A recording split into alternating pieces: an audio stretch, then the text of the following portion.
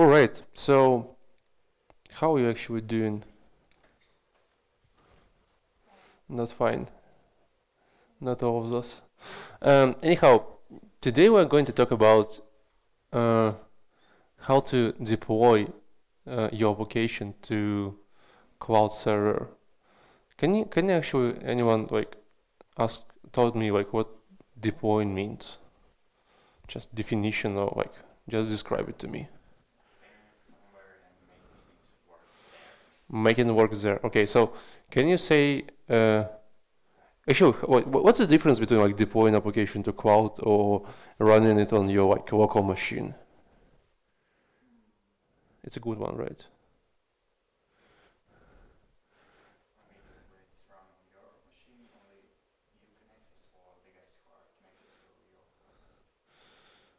So like yeah, answer like if you run it on your local machine, maybe only you can access someone. It's not quite true because I can actually run it on my local machine and have it to be like published public on the internet. So it's not true.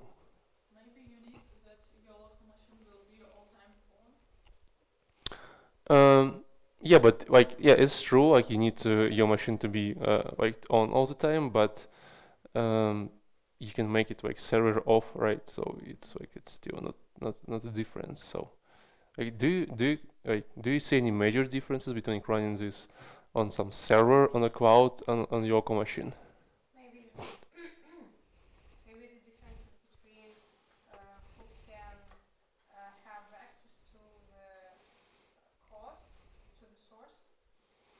Uh, it's a good one.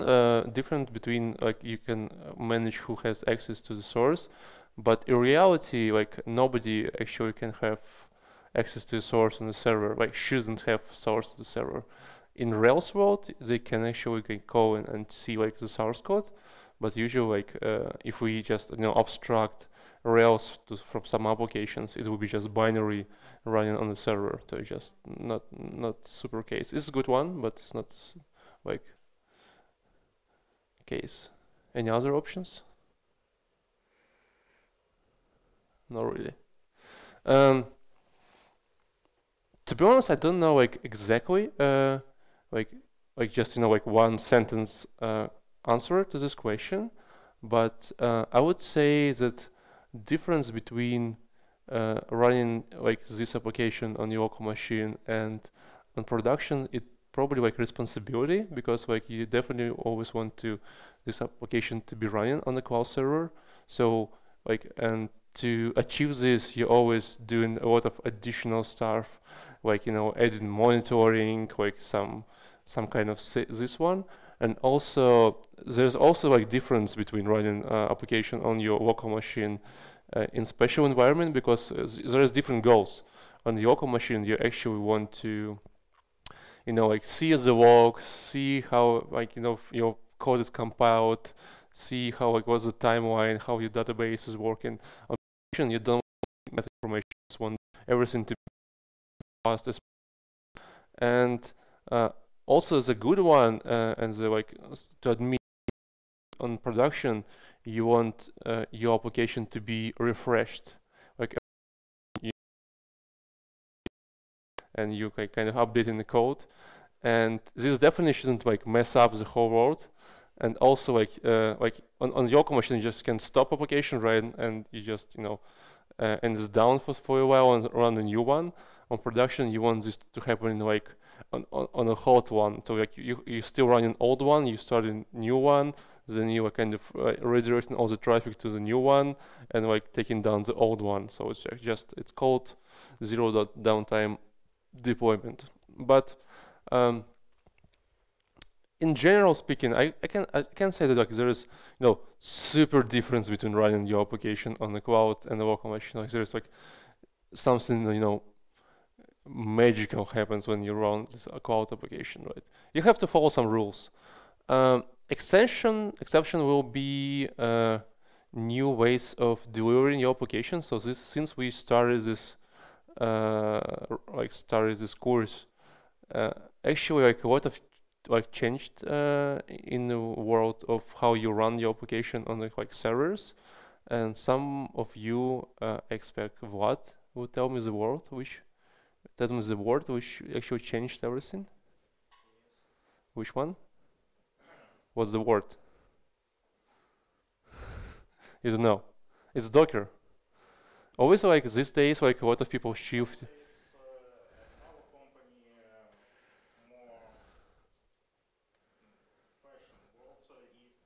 It's actually not fashion. It's reality these days. Like so, a lot of people are switching to like deliver the applications with Docker. To like who knows Docker is in this room? Raise a hand.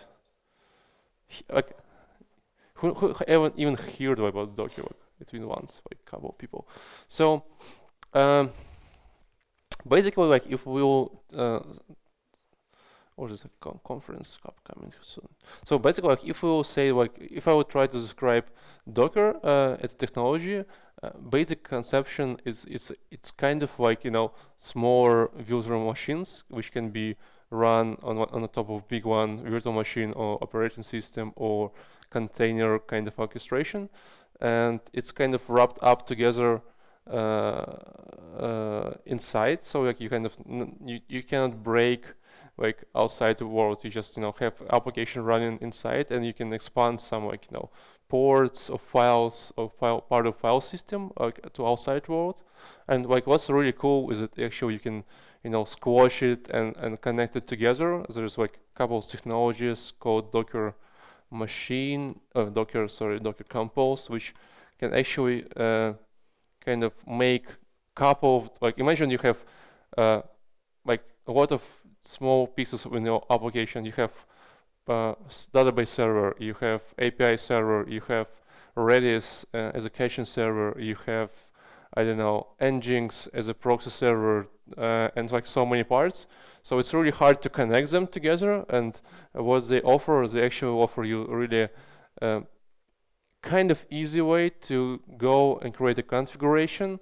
And with this configuration, you can just say, hey, this one will be linked to this one with this name and blah blah. If you will be interested and we will have a time, I can just show you a couple of our configs for Docker. But we're not talking Docker today because it's really kind of advanced topic, and it deserves its own like course or like bunch of lessons. But it's definitely something to consider. Another way of running applications these days it will be serverless technology. A lot of like people say like talking about serverless these days. Basically, it's a kind of next step of running your application but this one actually like with this like I can say framework. It's probably like with this way you actually need to create applications with like special way, so you can just take like Rails and upload it to server. You can, but it will not work. Basic idea behind the server is that you break down your applications to functions, like in your controller you have like methods like index, show, like new, create, and each method becomes a separate function, and each functions are executed separately. Like imagine like you just have like in Amazon or other like platforms, they have ability to run function, just like simple function. Like imagine you have function saying like, hey, give me this page, and it's just one function which can be linked into a route, and they can scale it like up to like thousands per second because they're just simple functions. But and again, like you need to design your application to work with the functions and so on. So it's quite hard to develop, and we're not covering this today. What we're going to cover, just really old-fashioned, simple way of running your application and setting server for you. So just for you to get a feeling of how everything works inside, because we would just setting up different parts manually. And yeah, and you will need this actually to finish this course and to make participation on our competition we will run this week. So ready to start? Let's go. Um, oh, what was that? Okay, so I have a server. I just created before coming here. So I can say SSH to the server. SSH is a protocol which you're using to connect to remote servers. It's a really cool one. I'm not covering this too much. Just SSH. So as you can see, we have a server with the IP address and blah blah blah. If I remember this correctly, it's running. Yeah, it's Ubuntu 18.04.2. Never create a service with like something like 0.10 Ubuntu on something which is not LTS, because like 1 year ago I have experience trying to upgrade a server from like not LTS Ubuntu, which was like 14.10 I guess, to like recent one. It's quite a pain. Like never do it. Just make sure that you're running LTS. Who knows how much LTS will like keep their version updated. I think it's like 4 years, 6 years. I think it's 6 years, right? Yeah. So like when you like starting your application, you will definitely be sure like this Ubuntu will support will end up in something like 24, which is like probably your startup will die before this happens. Anyhow, as you can see, we're running this as a root user, which is not really good idea, because with a root user, even if I cannot like connect to SSH by password, I prefer to create separate users, because just put different temporary files to separate folders, so on. So first step I'm usually doing is creating a user. And can someone help? Is it like add user command or is user add? No, just a user, like system user. I think it's user add, right? Let's try it out. I usually call it deployer. It's a wrong one, because it's always confusing for me, because there's on Linux there's two commands, and one just creates a user, and if you go with the add user command, it will guide you through a nice wizard with asking the password and whatever, no passwords applied. Let's keep it 1 for now. 1. And like full name and the room number and the work phone and the home phone and the other, and it's quite a cool one, right? So you just having a user. Next, you will switch to this user with this su command, and now we're using deployer user. Problem with that, if you will go to sudo right now and type a password, it will say that it's not a sudo file. So what you need to do, you need add this user to be a sudo to make to able to install some software and do something like later on. So I usually Google like how Ubuntu add user to sudo group and just copy it, because it's always quite hard to remember all these flags. And it should be this one, user mode sudo deployer. So now if I log in as a user and I try to do something like sudo apt-get update, it will actually ask me a password and will execute the command, which is quite cool.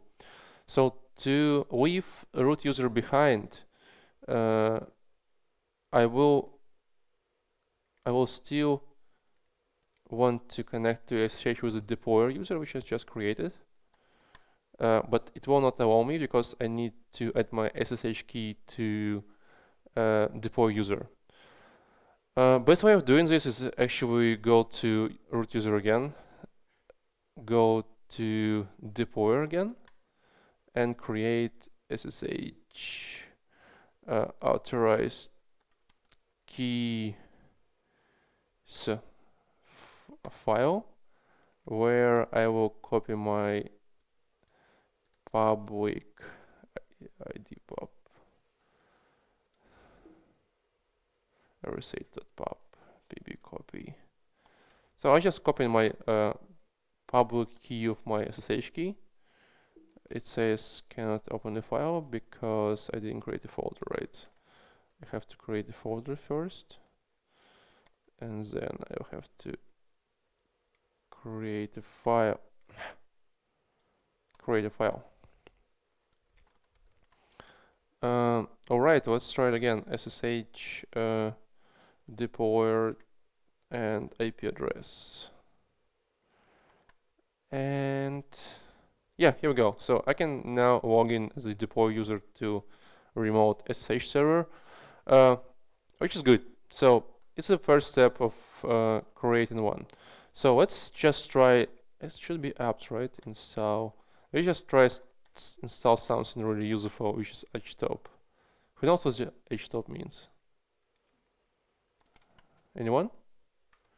Like, so like on operation system, there's a top which shows you like the process, like CPUs and data and how everything goes.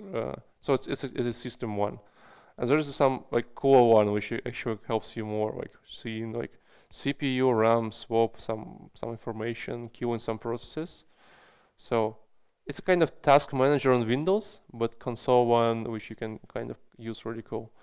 So htop, and you see like we have 2 gigabytes of RAM and swap. So it's a good idea from like on the very first step to add a swap to server. So and again you go and Google Ubuntu blah blah add swap. Usually it's like 4 commands, but it's just easier to copy and paste. I usually using DigitalOcean as a reference to add them on, so I will pick this one. So blah blah blah, create 1 gigabyte of swap, blah blah blah, change the access mode, make swap file as a swap file, activate the swap file. It actually will give us a result. You see we have 1 gigabyte of swap right now, but usually we need to go and add this swap file to be part of your file system initialization tab. Like it actually shows you that you want this to be mounted as your operation system is booted. So you always make sure that after reboot you have your swap on place. And like you can tune your settings, but it's not really important at this moment. So we have a swap. Next one will be really basic one. We will install Ruby. I'm not sure what version of Ruby we want here. Which one is it? It's 2.4.2. So there's a lot of like discussions where before like what should we use Ruby? Should we install Ruby with just compiling Ruby or can we use some version managers as we use on our local machine? To be honest, I don't care. I'm using RVM because it's faster and it's adding some overhead for sure, but it's not the big one which you can actually feel. So who cares? Like let's go just with RVM. So is this installation somewhere? Installation. So just copy and paste, like install. It's basically the same as you do on your local machine, right? You just copy paste command here and you curl. I guess curl can be missing. Let's see. Is it stuck or not? Come on. One again.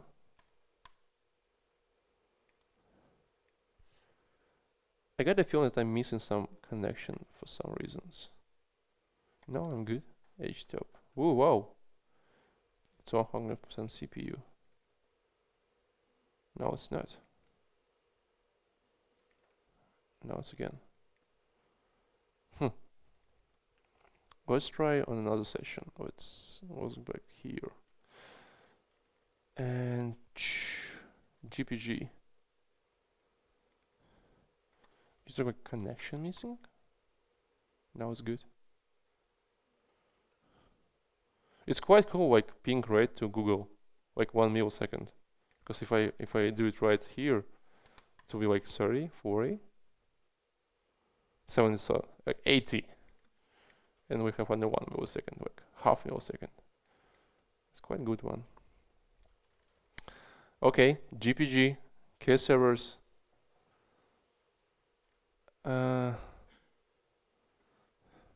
What will happen if we just install like RVM without importing keys? Will it fail somewhere? No, it worked. Okay, cool. So we will go with RVM install 2.42. RVM not found, which makes it obvious because I need to refresh my environment. And again, RVM install. And like, basically what you're doing actually, you were just waiting. No, it's not, it's failed. Because, I guess because my GPG is missing. This should be RVM doctor, I guess, or something. RVM doctor, no. Let me just try again. GPG.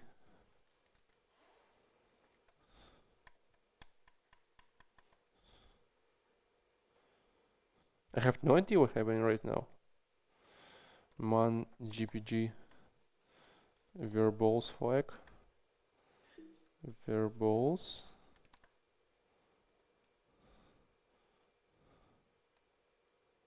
With packets. Verbals, here we go. -v. What do you mean? Like, should be on top. -v.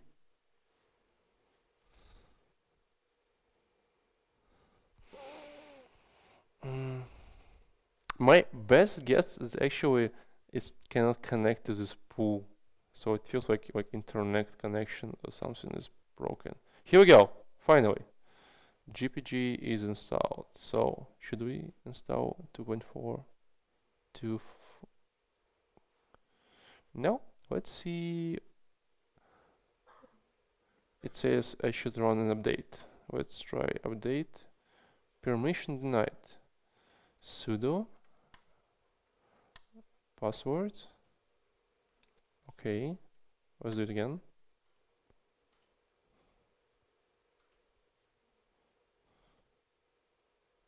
Something is happening. Updating system. Here we go. What's great about RVM that actually RVM knows what packages and what requirements and dependencies you're missing when installing your Ruby, and it's usually like different dependencies. If you like ever do an experiment for different versions of Ruby, sometimes you need like some specific version of, I don't know, like OpenSSL, so it can manage it for you. So basically it's just a magic. You just, you know, install Ruby and it just gets all the dependencies. They just installed and it's bomb. It's great. So let's wait for a bit. I see something is happening, like CPUs are compiling some code. Manner B.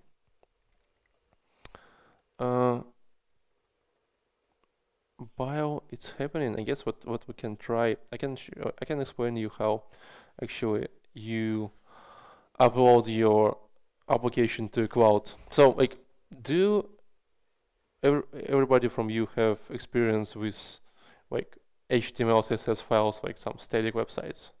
What happens, like how do you deliver them to like the cloud? How do you like upload them, like make them public?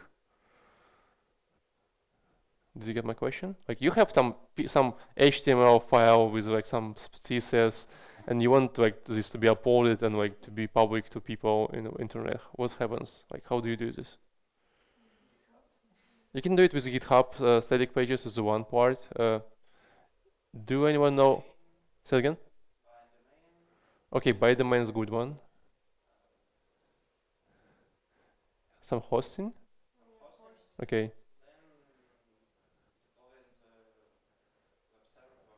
When I say deploy, what does it mean? Like, because like I expect like that you will say that like actually you go and upload your files like with FTP. Like what was happening before. Like you just have FTP, which is this protocol, right? And you upload these files to some folder, and then just some magic happening, and it just start working, right? Okay, so Problem with the hosters that like they usually provide some interface, like was a popular like 80 faces. What can help me? What's the popular like interface where you can upload files like with to a PHP server and to some like what like just give me a name like which is most popular? PHP my admin, something like this. PHP admin, whatever.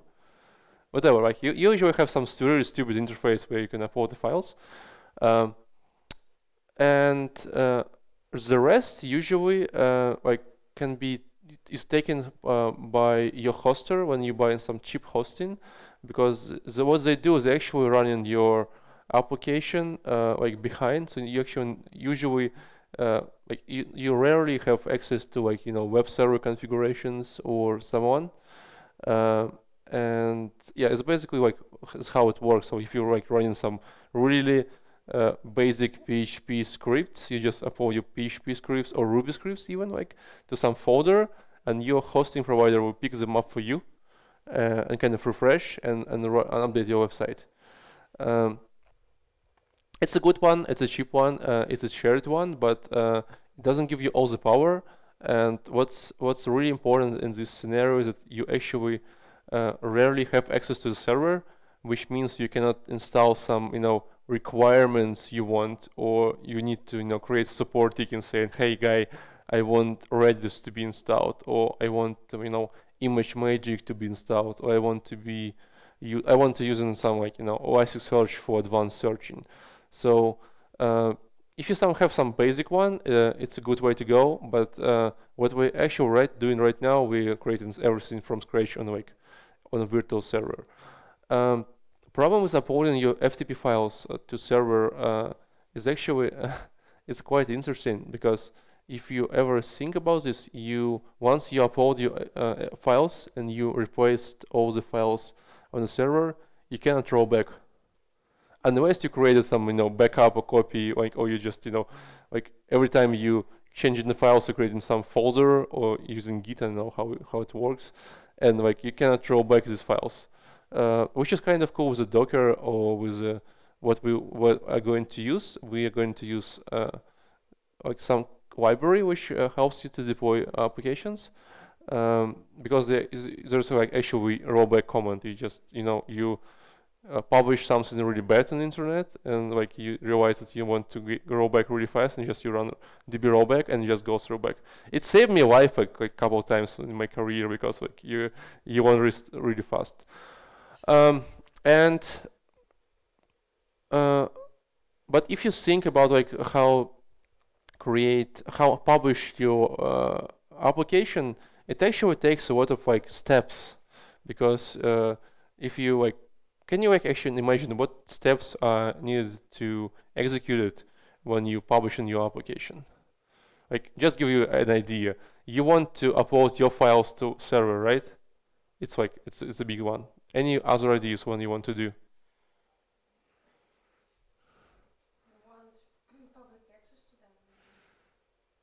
You don't want public access to them actually. Like you want, no, it's not true. What else? Come on, just be creative. What are you going to do with database? What do you have in database? Fields. How do you create the fields? No, how do you create the fields, not the data? You have migrations. So once you like publish a new version of applications, you want migrations to be run, right? Once again, you have your static files. What are you going to do with static files? You want to compile them, because they actually needs to be pre-processed, pre-compiled, and like be static files. Also, you have a server, like process running already on the server. What do you want to do with the process server? You actually want to restart this process server, or just like tell him that, hey, there's new files, can you pick them up for me, because like there's some code like you can like update and refresh, and like many other things you want to do with it when you're doing applications. And doing this like before like this because this library, a lot of people, they were just, having some custom bash scripts saying like, I want like this one, and they SSH to the server, execute this command, and it was quite crazy. So a while ago, there's a bunch of people, they sit together in a Ruby one, and they create a library called Capistrano. Now it's a company. Wow, it's quite a cool one. Yeah, it's software. It's not a company. Yeah, so it's open source tool running your automations in Ruby. Basically, it's just some DSL like to which you just code some way and describe what needs to be executed and how. It's really cool one. It's really easy one.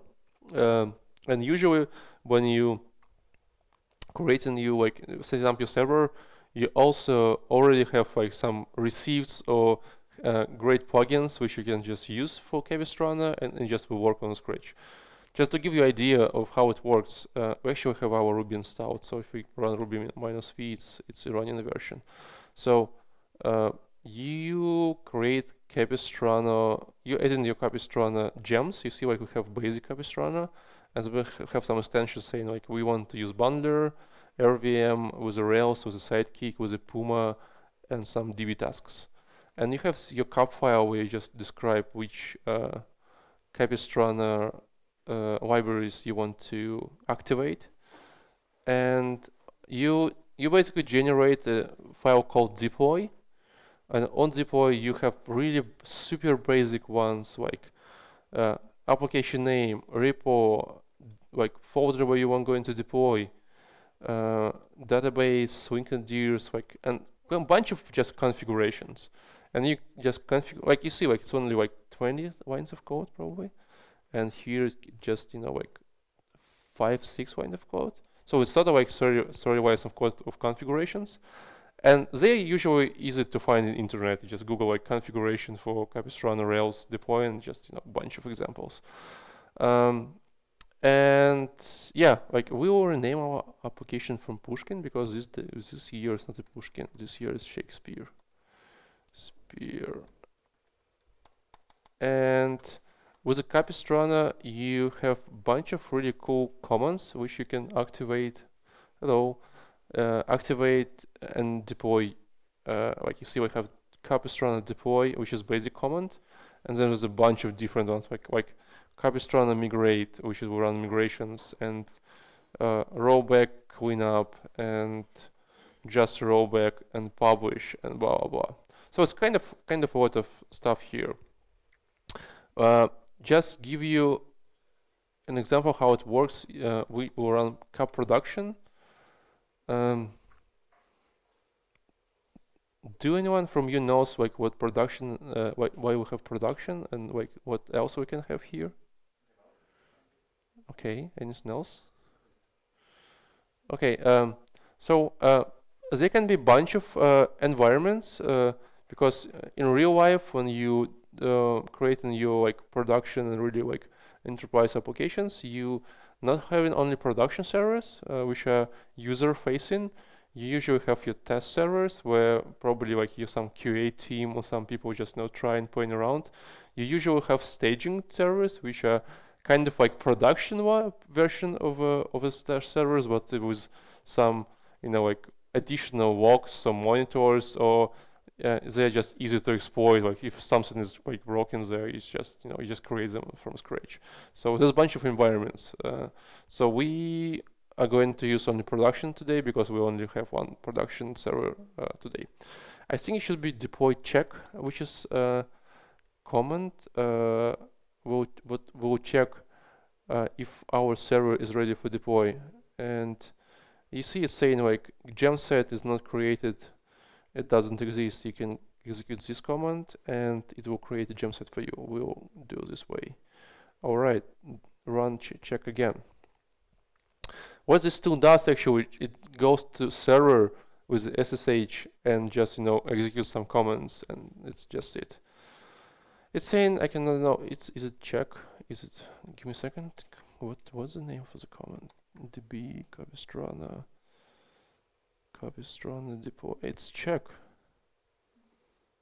right? Let's try again. Production deploy check. Okay, yeah, and yeah, I guess here it's just like in executing some commands like checking if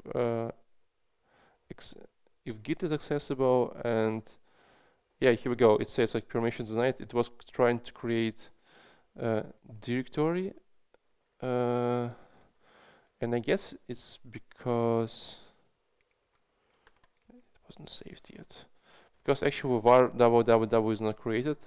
Um, it's not a big difference which directory you will put your application, to be honest. Like I just love everything to be placed under this one www on var, because it reminds me really back old days when you mkdir, and you can create sudo. We need also check a user right now. It's root. We will change owner to deployer.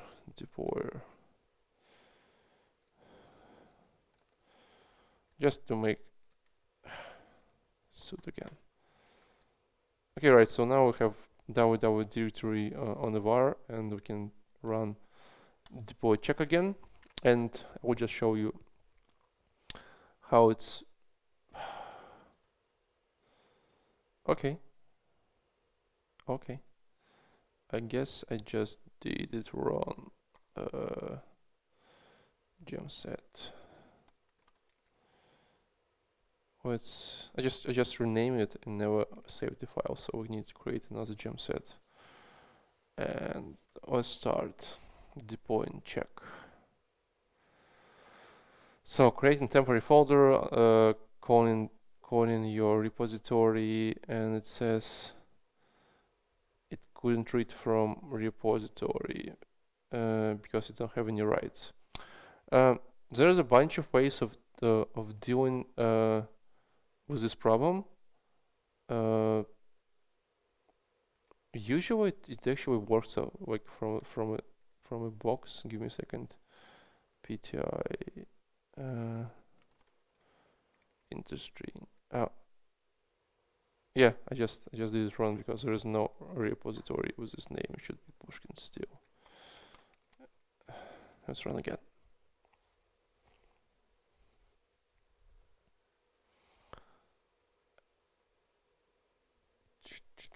Yeah, here we go.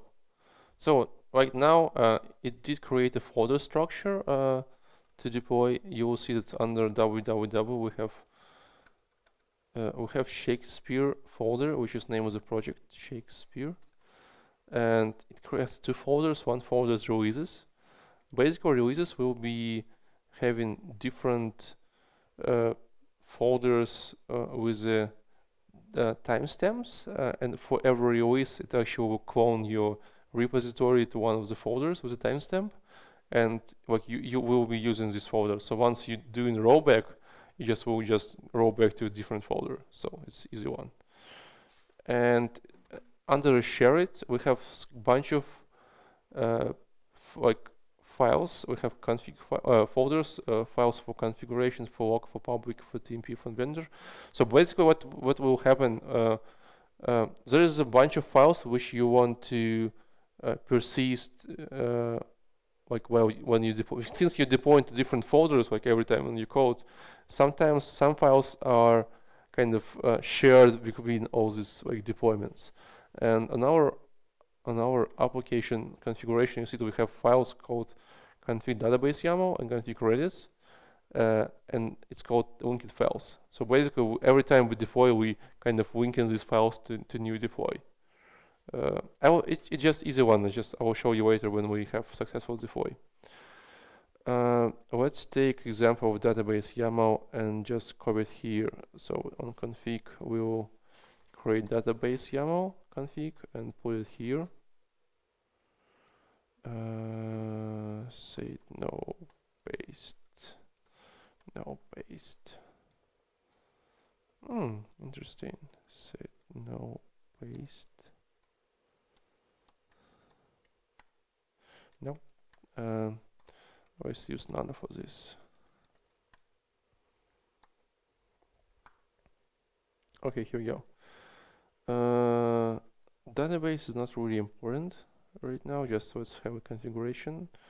And we have another one called Redis YAML.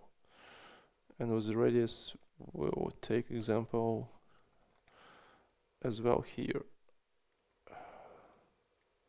Alright, so let's check our deployment again. It's not like fun work to do because you actually, you know, just checking, tuning something, checking again, tuning something, like go here and there. So yeah, so check is success right now. You see, like it was creating a folder and did check everything. What happened next? We basically could just run deploy script and see how it goes, but it definitely will fail because we don't have any database server already like set up. We don't have any Redis, and you see it's failed. It failed because of it doesn't have Monit. So Monit is another tool. Like Monit actually is a tool for monitoring. Let's install it. Sudo su apt-get install Monit. And it's like this one is actually a tool for monitoring that your server and your processes is running, and we want this configuration to be changed. Usually like Google this, but I know what lines of code you want to change here. Service monitor start, monit status. We have okay, monit is great, is good one. We also want to upload configurations for our monit. So what part of what this library can do for you, it could create configurations for your like applications sometimes, so you don't need to worry about doing really crazy ones. So usually it fails. You just go and copy it, and we can restart monit and see if it's okay. You see why it's picking up. So we have two stuff. Let's start again. Production deploy. It still will fail. Cloning. Yeah, it fails because of what? Yeah, it's actually trying to run the monit for monit. How call it? Command, but it cannot fail. Cannot run because you need sudo, and sudo is not present. So we want to have Ubuntu allow sudo command. Yeah, we want this one to be on our sudoers file.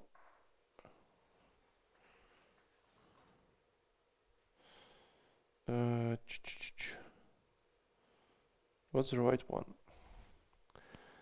Sudoers shutdown, no password, user host, not, no.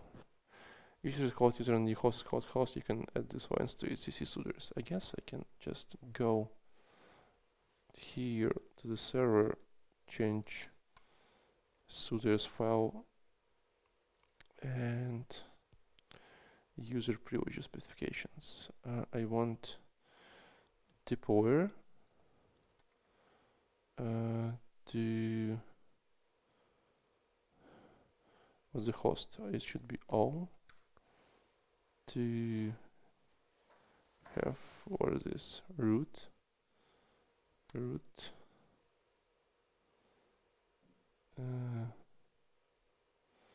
No password.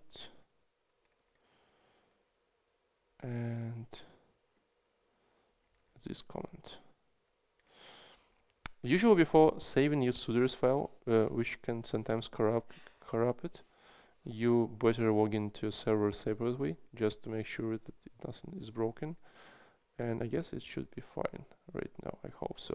File name to write tmp. Okay, let's see if we can run our script now.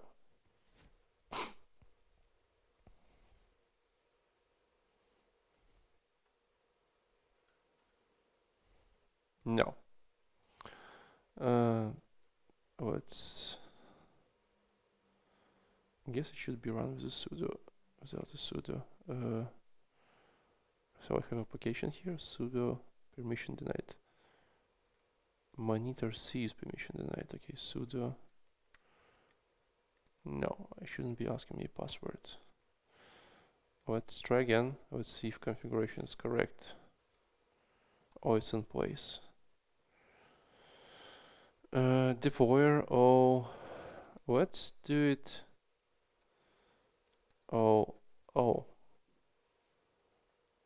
and save it. Does it work? No. Okay, it's a bad password. Without entering password in Linux.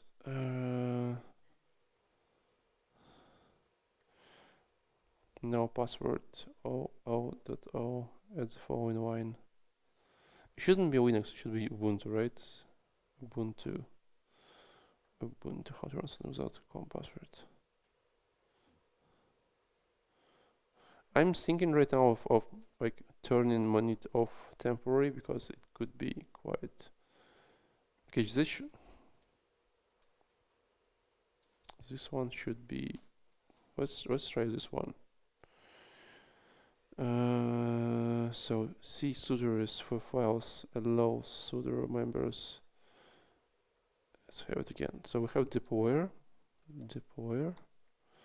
Oh, no password.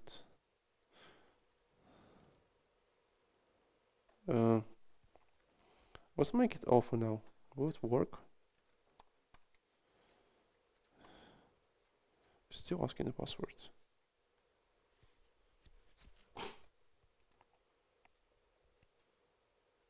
Should I restart like a system if I change in sudoers? I don't know. Let's turn Manit plugin off for now for a bit because it's quite taking our time. So let's try it again without the Manit. Shouldn't be fine. So like again, checking our repository, creating the folders, creating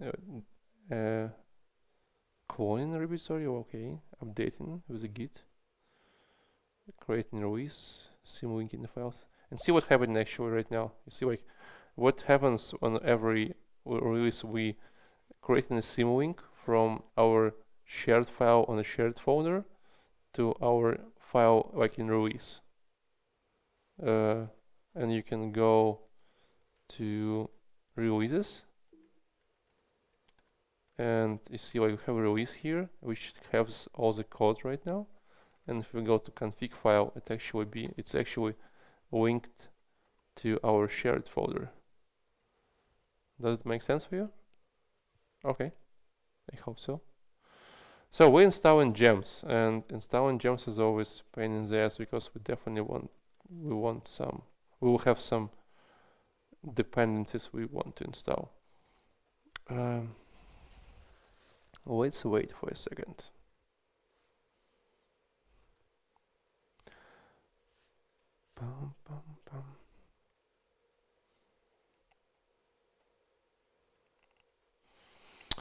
While it's being installed, let's install Redis because it's easy. It's really easy to install. So with the Redis, you can just click here. Actually, we can copy link address. We go here. We open user src, for example. We can download Redis.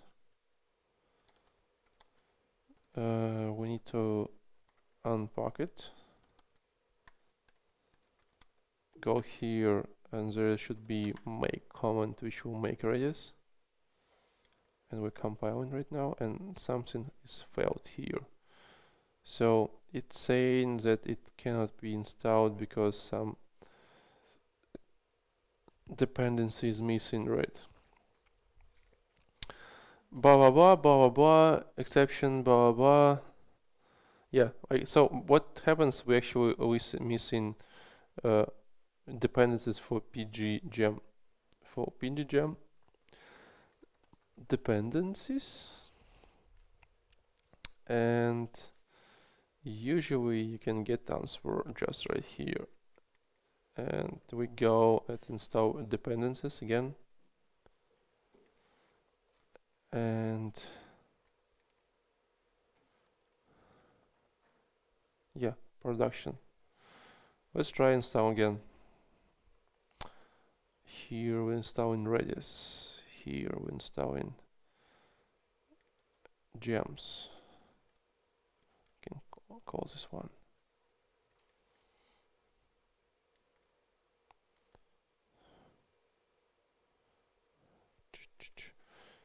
We have Puma and we have Puma. Great, we have Puma and Jinx. Cool. Okay, bundle install. Redis is installed. We can make copy all the binaries with the make install command.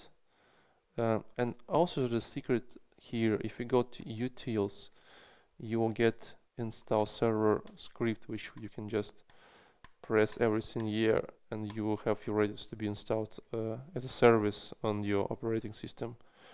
And you can check if Redis is running by saying Redis CLI and having ping command. It will give you ponk back. Alright, so we have another error saying XJS runtime unavailable, cannot find JavaScript runtime. Who knows why we need JavaScript runtime in our application? We're running Ruby, right? We're not running JavaScript. Why do we need JavaScript? Ideas?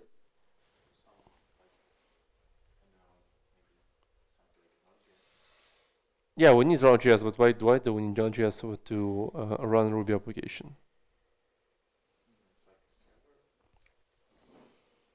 Node.js is not a server, it's a technology to execute JavaScript. Ideas?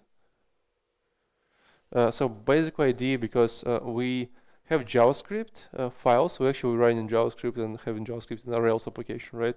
And all the JavaScript is compiled to one file with a Rails access pipeline or either it's Webpacker. So we kind of compile, minify, and do a lot of stuff with JavaScript. And to do this, we need JavaScript runtime, because like it feels like only JavaScript can, like not only one. Actually, you need some runtime. One of the options can be installing a thing called Ruby, let's see, or JavaScript runtime. I think it's called XJS, right? It's just a gem. You can just install it, and here you go. But I usually prefer to install Node.js on the server. So you just go and say install Node.js, and it will get you 25 megabytes of something. It's pretty outdated, like 8.10. It's not a really fresh one. Anyhow, again, car production deploy. Let's install PostgreSQL at this moment. Install Ubuntu 18.04. If you know what you're doing, actually you can do 3 or 4 things in parallel. It can speed up you a little. So with the 18.4, we just running this command. It will get us it's actually PostgreSQL 10. I want 11. It's a fresh new. Install 11. And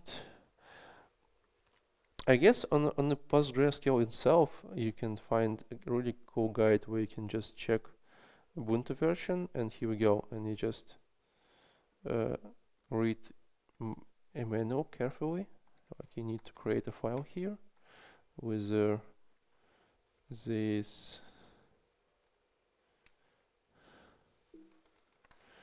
this one, and you just need to import the files. You need to get the repositories, and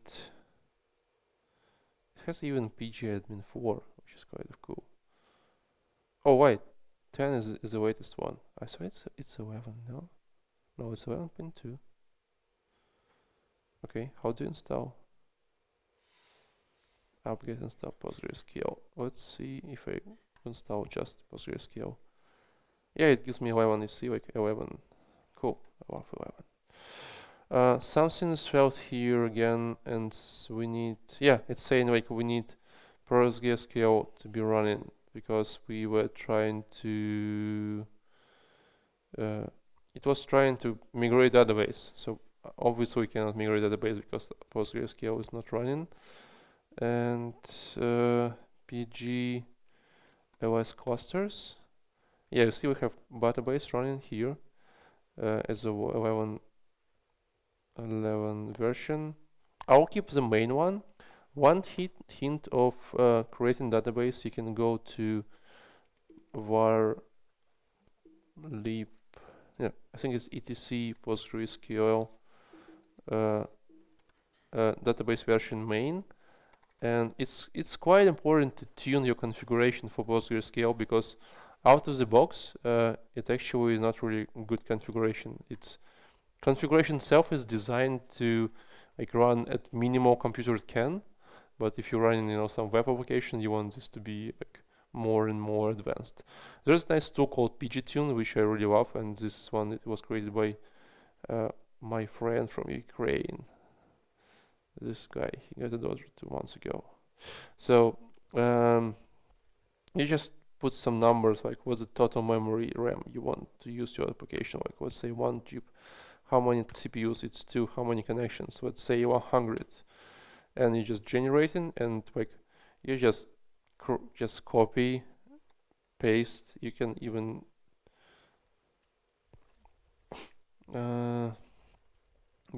skip this. Like for some reason it just gives me a comment. I will just drop this one. Okay, and now it should be better than before.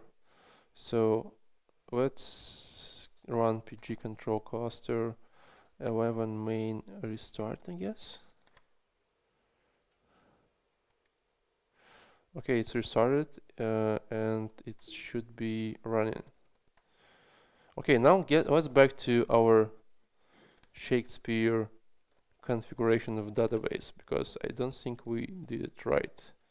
So in database we're saying we will use in PostgreSQL as a username and the password like empty. I would say let's just came up with some stupid password saying let the password be I don't know, Basir is awesome. Alright, so we have a password. We have a database. Let's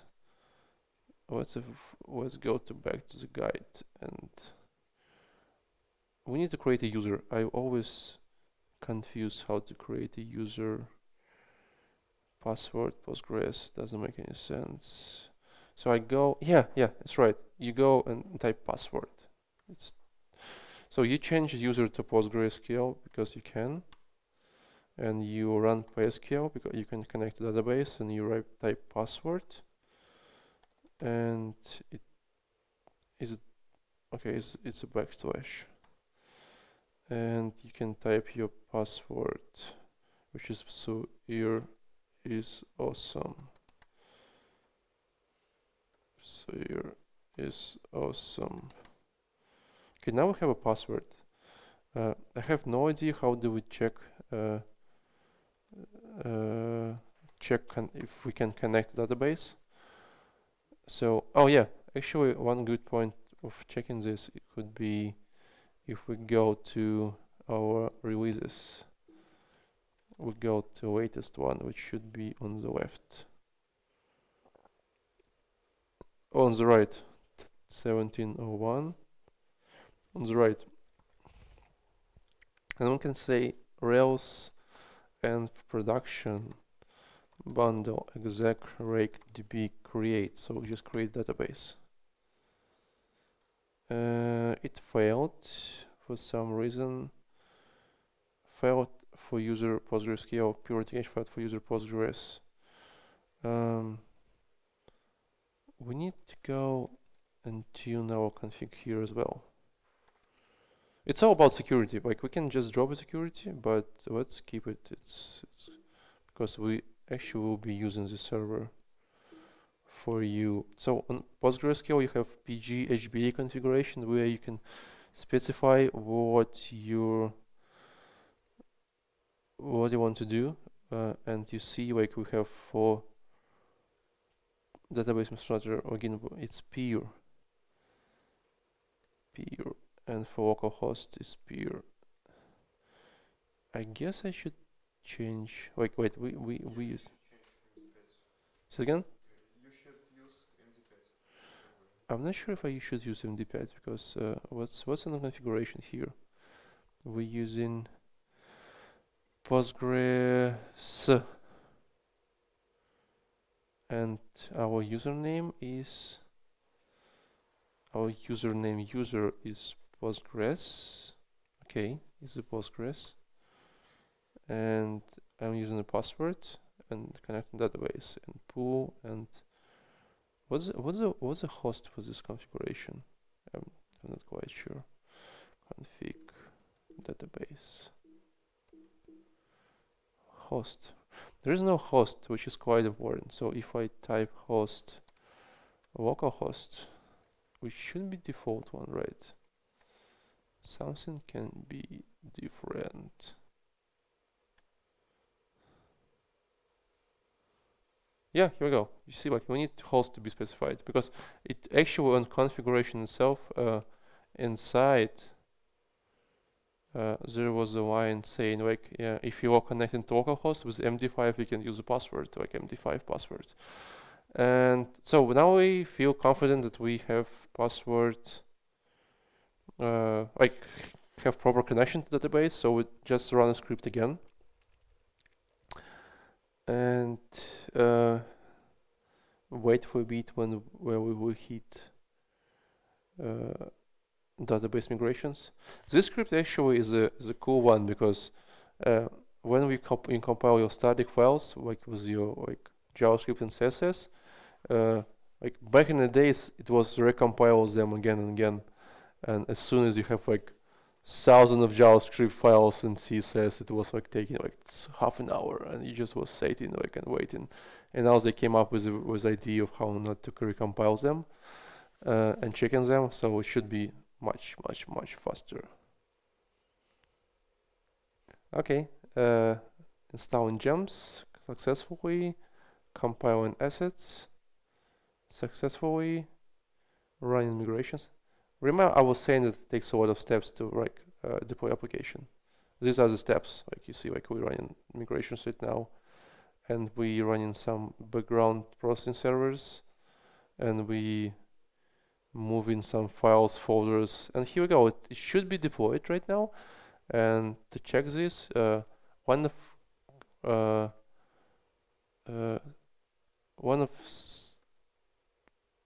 we call this? One of the details what it was deployed, you see it's saying current folder. So basically, when deploy successful, it just it just creates a current folder on its structure, which is linked to a latest release folder. So and like when you run the application, it always just like taken from current folder, which is kind of cool. I'm not sure what we have. Yeah, like one thing we are missing. We have a Puma configuration right in our right here, and okay, it's listening for port. So aux grep Puma. I have a Puma. We don't have a Puma.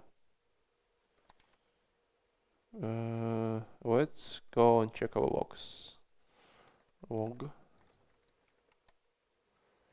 Okay, something is failed. Let's see cup production. Puma start. It didn't start Puma for some reason. There is no task called Puma start because we're not using Puma. What else? What happens? Give me a second. Deploy. We have Puma here. We have cup file with the Puma. Cup production Puma. Okay, let's see what else we have with the Puma. Nothing?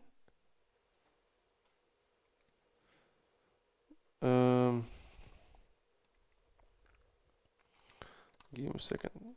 Puma. Capistrano 3. Puma. Capistrano 3 Puma.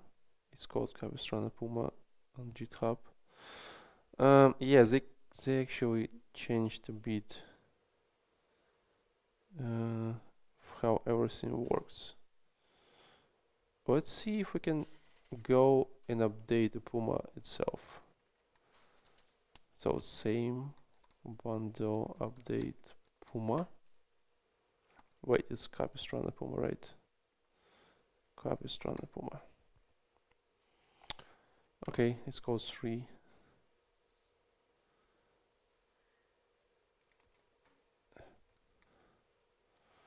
And what we need to do, we need to require this one. It's already required, right? And below we have different plugins, so we can just copy these plugins. And workers is fine. Django is massive. Django is not needed. Monet is not needed, and Jinx is great. Now we should have commands like Capistrano and Puma start. Here we go.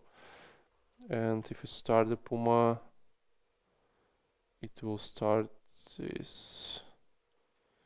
It will upload the config.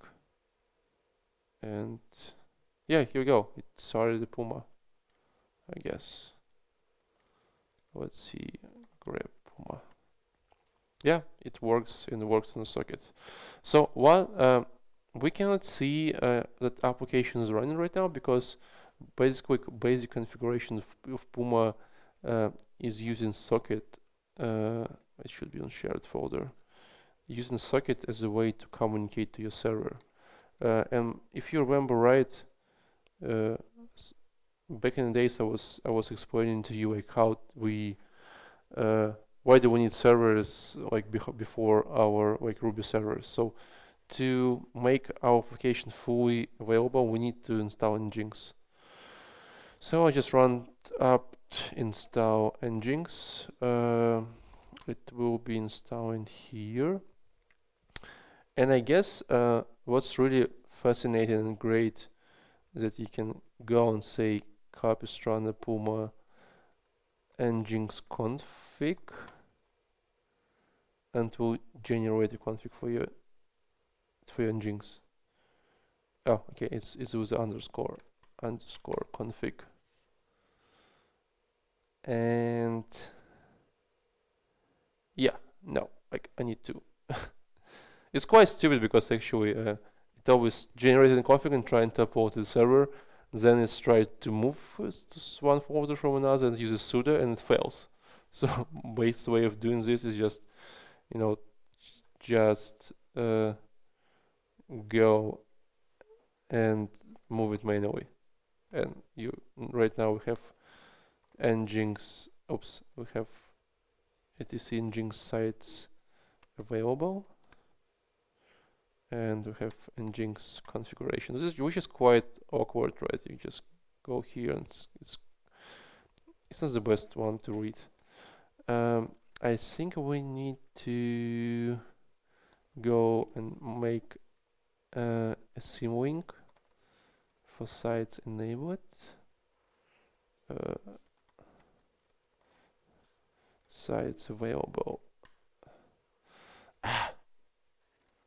Okay, let's flip it.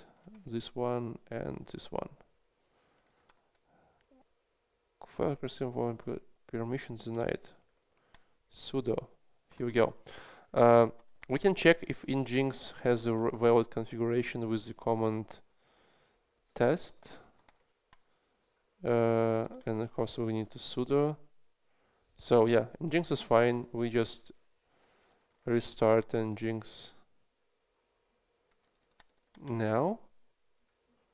I need a password. Is great. Let's see if Nginx is running. And yeah, here we go, Nginx. So if we take our IP address and put it on browser, you will see that we actually have 500 error, which is cool. We actually, at least we have something. It's great. Let's go to share it log files and see what actually is happening. So 500 error is happening because it's saying undefined content for new class. Basically, it's not because if we did something wrong, because we don't have any content. So I guess we have task creator. We have some way, if I remember this right, tasks. Yeah, we have task to run. Yeah, here we go. We can just go here and execute.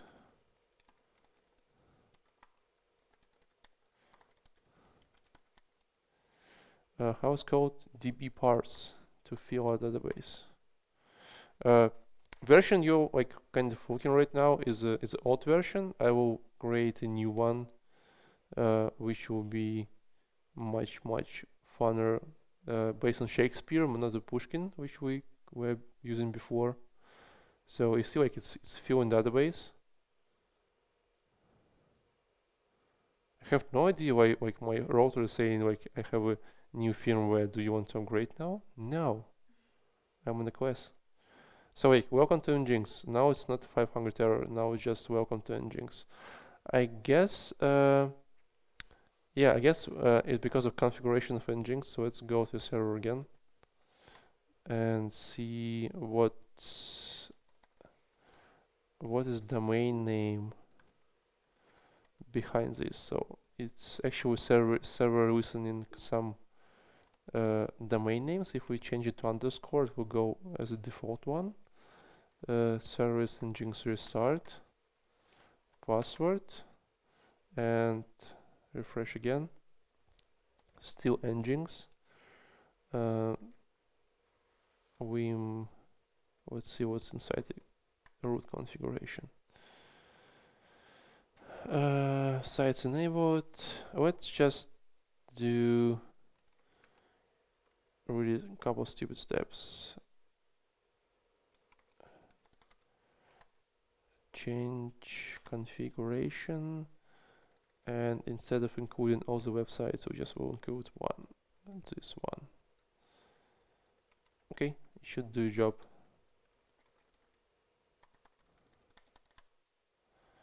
And here we go. So it's running. Isn't it cool? Huh? It should be Shakespeare, but I will change it. Like I have it a separate branch. I just want to test it, and to give you some proof, that actually we can change and publish new version of website. What we will do? Let's just have some main layout page. Like let's say layout application. It's saying Pushkin contest. What else on the header? Yeah, let's say like we have this label. We would add 2 here, and we will create a commit saying change label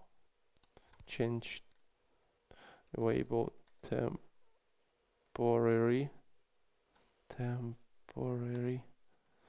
We'll push it to Git with a git push command, and to deploy these changes.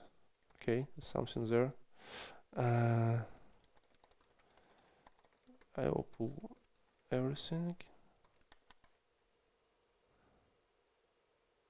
Okay, push.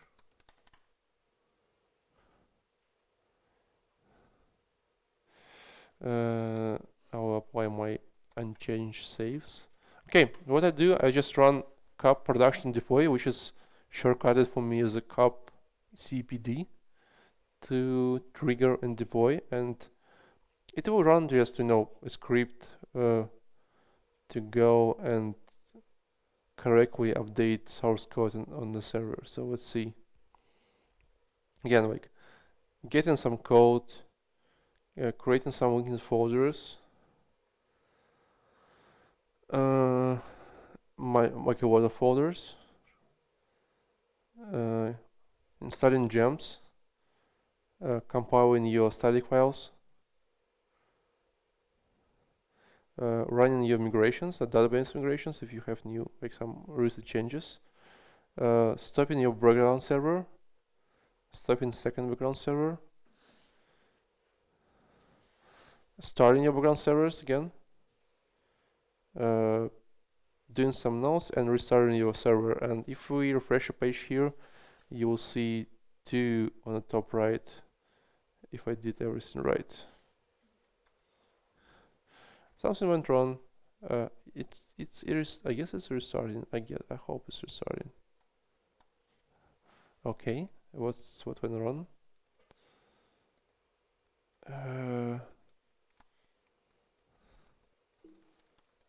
Interesting. Shakespeare current. Checking. So no logs. Okay, for some reason it didn't restart the server, so we just go and start it again.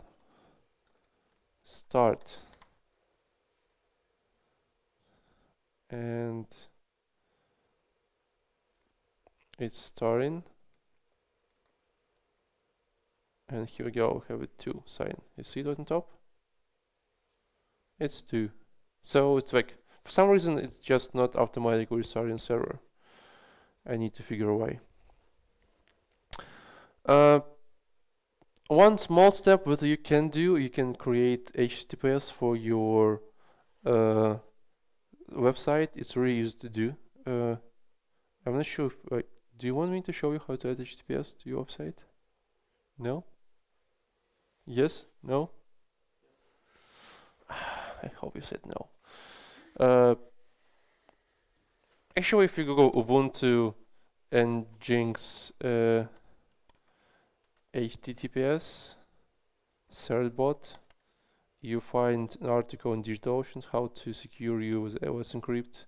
Here, Let's Encrypt is a free SSL certificate, and like it's easy as S23. Like you just open edit repo. You just you just copy paste comments. Like you just edit repository with a certbot, which is like kind of automated tool. You install in special software. And obviously for your SSL you need domain name. I also already have domain name called Shakespeare Contest rubyroidwebs.com, I guess. Shakespeare Contest spear, probably misspelled. Contest rubyroidwebs.com. Yeah, like it's running on domain, so I will have a domain, and you go firewalls, blah blah blah. Yeah, you just go and create your certificate with your domain name. We're using Nginx as an option to prove that we're actually to be URL. Yeah, they want not URL but domain name. So HTTPS should be removed. So you're generating your certificate. They always want to use email address. I will use my personal one. Agree. Yes. Getting certificates, verifying, cleaning up, and hey, we have certificates generated in our folders. And what happened next? You just go to your should be. Interesting. They're not giving you a hint of how add them to Nginx, or they do. Oh, actually, I think like they already added to Nginx somewhere. I hope so. Not here. Probably here. Nginx. All right. Nginx certbot config example. How set up Nginx? Blah blah blah. It should be something SSL. Blah blah blah. Yeah. So you just create a new server on your configuration. Sites enabled. And you do the following. You can change 843 and you will get the certificates this way. And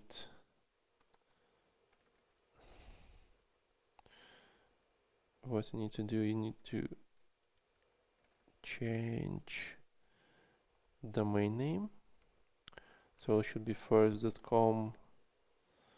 We change it with Shakespeare contest. Let's replace HTTP.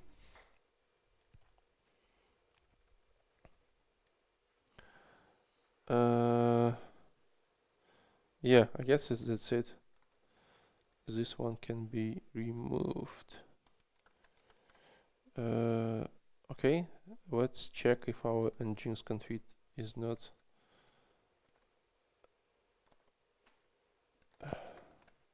It's okay. Restoring Nginx. Okay, and now if we add HTTPS before, this site can provide secure connection. Because why? Grab Nginx. Okay, it's running. It was restarted. Let's see. Shakespeare shared logs. Check. Nothing happens. No SSL connections.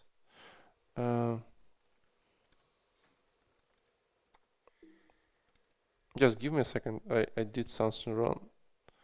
Server 443 root public try files and certificates. Something is missing. Index root server name stronger settings. No, I definitely do. We have these certificates somewhere? Can we just check them? Cut. Okay, permissions are denied. Oh, okay. It's quite important which user are we running on Nginx, and it's using www data. I'm not sure if this user actually have rights. Can we change it to root and that's it? Can we just ask? Can you change it to root? And Nginx restart.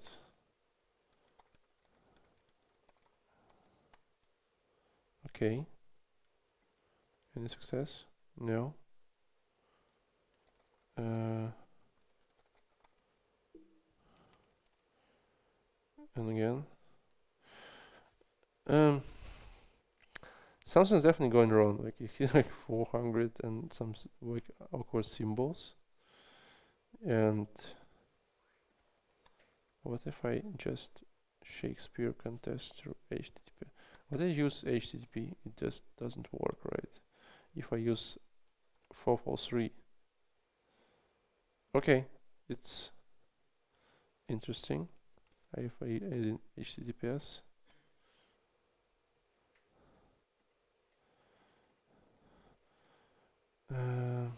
Nginx Rails SSL example. Just giving a couple minutes, I just want to understand what's going on.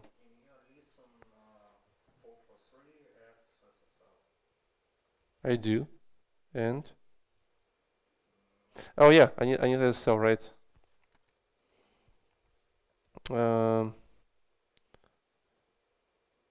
Where you were before? Sites available and Nginx whatever configuration, and you need to have SSL here.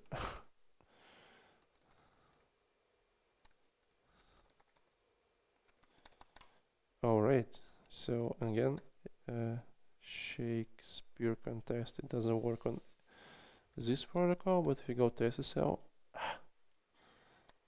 HTTPS SSL. Here we go. Have like HTTPS fully protected website with certificate and blah blah. Isn't it cool? I don't hear any excitement in you, like in your voice. Okay, I think like that's mostly like it, and a short introduction of how you can deploy your web server with a copy runner, and you can do it manually if you want. Why do you need this? Because actually we will run in this competition, which you already seen, like this Pushkin contest. Is pretty famous across our users. I mean, like users, like students. So what it should be called Shakespeare. Let's see it. Shakespeare contest, Ruby Webs and HTTPS. So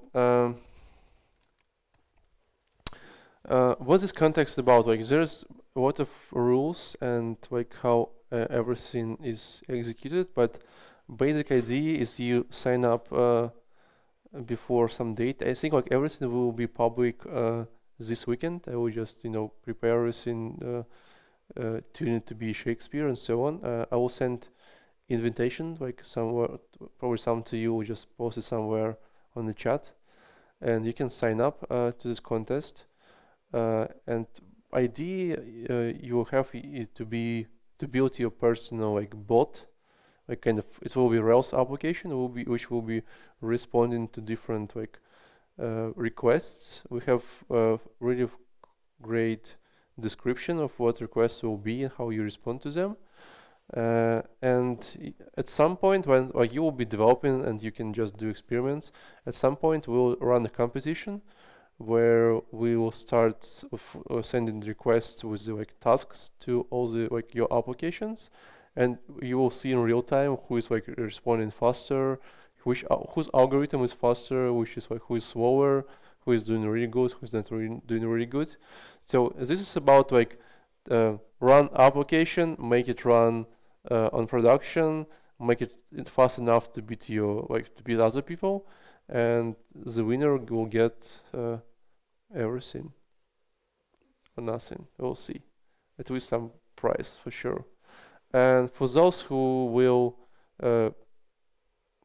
complete at least couple rounds, we definitely will invite you to. We'll review your performance and we definitely invite you to graduation party and so on. So yeah, this weekend we will start developing. Will probably take like 2 weeks before so end of March will be officially end of everything to give you to develop this kind of solution. But I probably will add some additional levels of complexity these days. So it will be fun. Any questions? If there's no questions, I will stop recording, stop streaming, and see you next year.